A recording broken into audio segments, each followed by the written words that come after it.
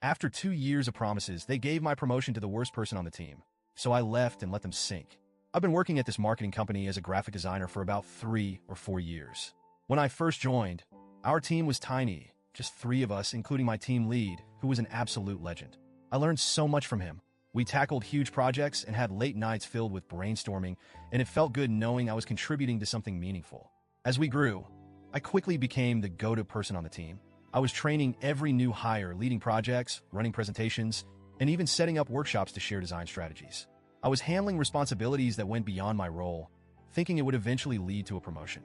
Then, my team lead left and all those responsibilities just got dumped on me. We didn't get a replacement for over a year. I saw it as an opportunity to show that I was ready for a senior role.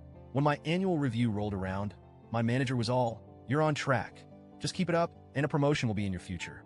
I kept working late, juggling more projects, and giving everything I had. But then, I found out that the company had decided to promote someone else, a newer hire, Jane. She had this social media influencer persona.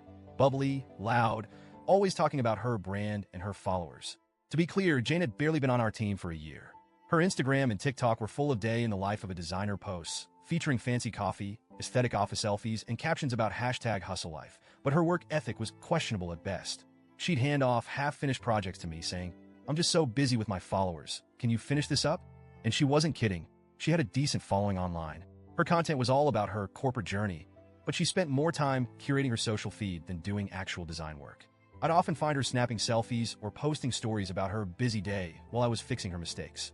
But somehow, management loved her.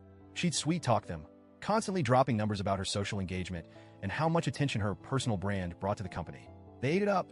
When she was promoted to senior designer, I couldn't believe it. Jane didn't understand the basics of our workflows, didn't know how to work with stakeholders, and barely managed her own projects without help. Meanwhile, I was the one doing the heavy lifting. After that, Jane's behavior got even worse. She strutted around the office like she was some kind of creative visionary, setting team guidelines that she barely followed herself. She'd go on about brand alignment and design synergy, which she probably picked up from one of her own TikToks, but most of us couldn't see the value in it. Stakeholders started requesting me for projects instead of her, saying she was unprofessional or just impossible to work with. Then, we finally got a new team lead. I thought, finally, someone who might see through this. I put together a portfolio of everything I'd been handling: projects, trainings, client feedback, the whole package. I walked him through everything, and he was genuinely impressed. He told me I was an asset to the team and that my contributions were obvious. I started to feel hopeful, but of course that didn't last.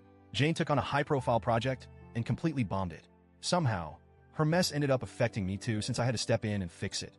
When she realized I had corrected her work, she stormed into the office and confronted me.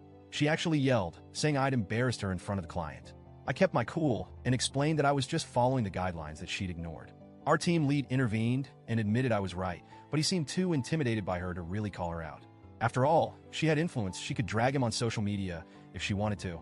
Then my next annual review came up, and I still had a shred of hope that they'd recognize my work. Instead, my team lead gave me an average rating and told me to be more visible in the office like Jane. He literally said I should emulate her social presence to grow my personal brand. I couldn't believe it. I was the one holding everything together, training everyone, cleaning up her mistakes, and he wanted me to be more like her? I looked him straight in the eye and told him that if he thought she was senior material, he could let her do the work. I was done picking up the slack. He started backtracking, saying they could consider a promotion for me in 6 months instead of a year, but it was too late. 2 weeks later, I accepted a better offer from a company that appreciated my skills.